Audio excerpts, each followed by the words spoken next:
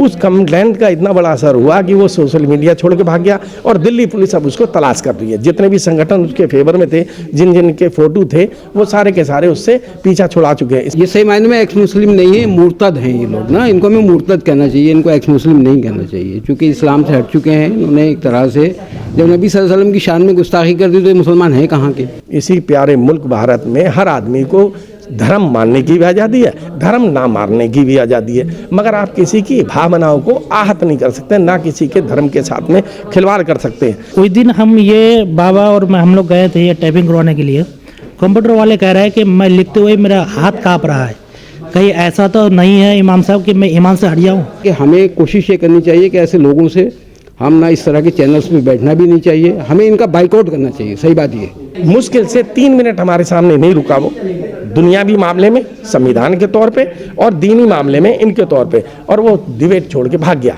उनके जो मेन आदमी थे अफसर, उन्होंने मुझे सुना तो मैंने कहा जी सबूत के तौर पे मैं क्या आपको वीडियो दिखाऊं? तो उन्होंने कहा कि अंसारी साहब मैं पढ़ने में मेरे हाथ हिल रहे हैं। समझाने की कोशिश करते हैं इन लोगों को। कुरान इनको कुछ नहीं आता है, ना ये कुरान के बारे में जानते हैं, ना पढ़ सकते हैं।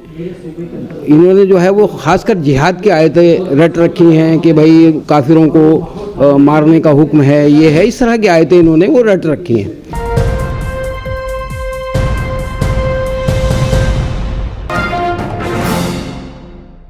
आजकल सोशल मीडिया पर ख़ास तौर से और मेनस्ट्रीम टीवी के पर ये देखा जाता है कि एक्स मुस्लिम के नाम पर इस्लाम के ख़िलाफ़ जहर उगला जा रहा है। इसी मामले को लेकर हमारे साथ अनीस अहमद अंसारी साहब हैं। इन्होंने एक कंप्लेंट दर्ज कराई है। एक सलीम अहमद हैं जो अपने आप को एक्स मुस्लिम बताते हैं। उन्होंने आप सल्लल्लाहु अलैहि वसल्लम की शान में गुस्ताखी की थी, उनके अज़वाज के बारे में, उनकी बीवियों के बारे में, अज़वाज मुताहरात के बारे में उल्टा सीधा उन्होंने सोशल मीडिया पर डाला था। और ये सब चीज़ें जो की जा रही हैं सिर्फ व्यूज़ हासिल करने के लिए और उससे पैसा हासिल करने के लिए किया जा रहा है। क्या कहना चाहेंगे? जो आपने कंप्लेंट की है तो क्या लगता है उस पर एक्शन होगा? मुझे पूरा विश्वास है, क्योंकि इससे पहले एक तिलकधारी जो व्यक्ति था जो बांग्लादेश मूल का था, उसके YouTube चैनल पे, और उसने अपने बयानों में कहा था कि मेरे माँ बाप ने सऊदी अरब में शरण ले रखी थी, नौकरी पेशा करते थे, उसके बाद मैं वहाँ पैदा हुआ। जब मैं हिंदुस्तान बांग्लादेश वापस आया तो मैं इस्लाम के ख़िलाफ़ बोलने लगा, जिसके कारण मुझे बांग्लादेश वालों ने भगा दिया। वो व्यक्ति आ गया था इंडिया, कोलकाता आया। उसके बाद उसने एक तरीका अपनाया कि जिस तरीके से भारत सरकार ने कह रखा है कि कोई भी गैर मुस्लिम, जो हिंदू धर्म, ईसाई कोई भी हो, 100 मुसलमानों को छोड़ के आप आके यहाँ नागरिकता प्राप्त कर सकते हैं। उस सत्या संधू नाम के व्यक्ति को नागरिकता मिली नहीं मिली इस बात की तो कोई पुष्टि है नहीं, पर जब उसने सहारा लिया सनातन धर्म का और अपना नाम चेंज किया, उसका नाम कोई रहमान था, मुफीफिक रहमान या शफीकुर रहमान ऐसी कुछ नाम था, अपने आप उसने बताया। और उसके बाद जब उसने नफरत फैलानी चालू की तो आप नबी सल्लल्लाहु अलैहि वसल्लम की शान में गुस्ताखी की, वो अलग बात है। मानवता के अधीन भी उसने सबसे बड़ा पाप जो किया था वो किया था कि ये जो असद मदनी साहब हैं और जो अब्दुल्ला बुखारी शाही इमाम, उनके परिवार की 9 साल और 6 साल की बेटी से निकाह करने की, शादी करने की उसने ख्वाहिश जाहिर की थी। वो शब्द मुझे बुरे लगे जब मैंने वीडियो देखा। उसके आधार पे मैंने उस दिल्ली पुलिस में मैं शिकायत करने ही वाला था। इसी इन द मीन टाइम मैंने उसको वीडियो बनाई। वो वीडियो एक असगर अली अंसारी जो मुस्तफ़ाबाद में रहते हैं उनके पास पहुंच गई। वो गए और नॉर्थ ईस्ट थाने में उन्होंने कंप्लेंट दराज करा दी। उस कंप्लेंट का इतना बड़ा असर हुआ कि वो सोशल मीडिया छोड़ के भाग गया और दिल्ली पुलिस अब उसको तलाश कर रही है। जितने भी संगठन उसके फेवर में थे, जिन जिन के फोटो थे, वो सारे के सारे उससे पीछा छुड़ा चुके हैं। इसका मतलब कि अगर दिल्ली पुलिस के पास में सब समाज का कोई भी व्यक्ति किसी भी धर्म से संबंध रखता हो, अगर वो जाता है और वो ये कहता है कि इसी भारत में, इसी प्यारे मुल्क भारत में हर आदमी को धर्म मानने की भी आज़ादी है, धर्म ना मारने की भी आज़ादी है, मगर आप किसी की भावनाओं को आहत नहीं कर सकते, ना किसी के धर्म के साथ में खिलवाड़ कर सकते हैं। मैं और खुर्शीद भाई हम दोनों किसी चैनल पे मौजूद थे। उनके पास कुछ चंद आयतें हैं जिसका अनुवाद वो अपने अनुसार करते हैं। उसके पढ़े लिखे लोग जो हैं, जो समझते हैं उस भाषा को, भाई मीनिंग है जापान कोई और करेगा, चाइना कुछ और करेगा, सऊदी अरब के भी लोग, बद्दू लोग किसी और तरीके से कर सकते हैं, ईरान किसी और रूप से करता है। कुरान की तो हिंदी में भी अनुवाद है। कुरान बोलता है, आप सुनने वाले और समझने वाले बने, आप अपने अनुसार कुछ भी बात कर लें। तो कुछ चंद आयतों को उसने रट रखा है। उसका ये नतीजा है कि जो गैर मुस्लिम है या अन्य धर्म के लोग हैं, क्योंकि ये छोटे मोटे मजदूरों के पास जाते हैं, वहाँ डिबेट करते हैं, दाढ़ी टोपी वाले के पास में चले जाते हैं कि मैं एक्स मुस्लिम हूँ और मेरे सवालों का जवाब दो। तो मैं और खुर्शीद भाई हम दोनों एक चैनल पे मौजूद थे लाइव। जब मैंने सवाल किए दुनियावी, वो जवाब नहीं दे पाया। फिर वो बोला कि मेरी इस आयत का आप जवाब दीजिए कुरान का, कि कुरान में ये कहा गया है। खुर्शीद भाई ने उसी टाइम उसका जवाब दिया। मुश्किल से 3 मिनट हमारे सामने नहीं रुका वो, दुनियावी मामले में संविधान के तौर पे और दीनी मामले में इनके तौर पे, और वो डिबेट छोड़ के भाग गया। अब मुझे पूरा विश्वास है, कल जब मैं गया हूँ हमारे यहाँ डीसीपी साहब के पास अशोक विहार थाने में, तो उनके जो मेन आदमी थे अफसर, उन्होंने मुझे सुना। तो मैंने कहा जी सबूत के तौर पे मैं क्या आपको वीडियो दिखाऊं? तो उन्होंने कहा कि अंसारी साहब मैं पढ़ने में मेरे हाथ हिल रहे हैं। मतलब एक गैर मुस्लिम जिसकी आस्था ये है कि आप नबी सल्लल्लाहु अलैहि वसल्लम, जिनको वो भी मानता होगा, वो व्यक्ति जो किसी बड़े आराध्य को, जो बड़े हमारे पूर्वज हैं, जो हमारे आइडियल हैं, उनको, और आप नबी सल्लल्लाहु अलैहि वसल्लम के जो सहाबी सहयोगी, अगर आपके सहाबी समझ में ना आए, सहयोगी जो उस समय के लोग थे, उनको किसी तरह के शब्द इस्तेमाल कर रहा है, शराबी, पता नहीं क्या क्या कह रहा है, अल्लाह तौबा है, और कई शब्द ऐसे हैं जो कहने से ओके लगते हैं। और जो पाप उसने किया मैं नहीं करना चाहता, मैंने आपको एक रिपोर्ट दे दी है जिसमें लिखा हुआ है।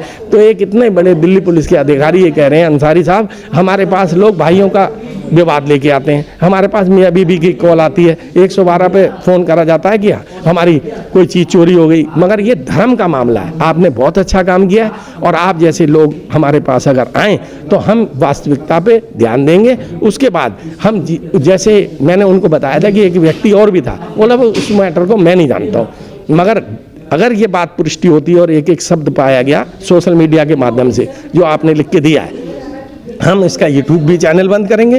तो मैंने कहा साहब ये छोटे मोटे जो ब्रॉडकास्ट होते हैं चैनल, उन पे ये 20-30 हज़ार रुपये दे के और इंटरव्यू लेते हैं, व्यू के चक्कर में पैसे की आमदनी होगी, ज़्यादा यूट्यूब पे चैनल चले, वो वीडियो चलेगी। इस कारण से ये पर्टिकुलरली एक धर्म को बदनाम कर रहे हैं। मैं ये नहीं कह रहा कि इस्लाम धर्म को बुराई तो कर फिर रहे हैं। एंड में क्या कहा उन्होंने, क्या एक्शन होगा इस पर, किस तरह के आपने उनको वीडियो भी दे दी होगी, तो क्या लगता है आपको क्या एक्शन होगा? उन्होंने कहा कि ये व्यक्ति कहाँ का है। मैंने कहा साहब सुना जाता है ये गाजियाबाद या यूपी लोनी के आसपास का है, ऐसा वो खुद बताता है।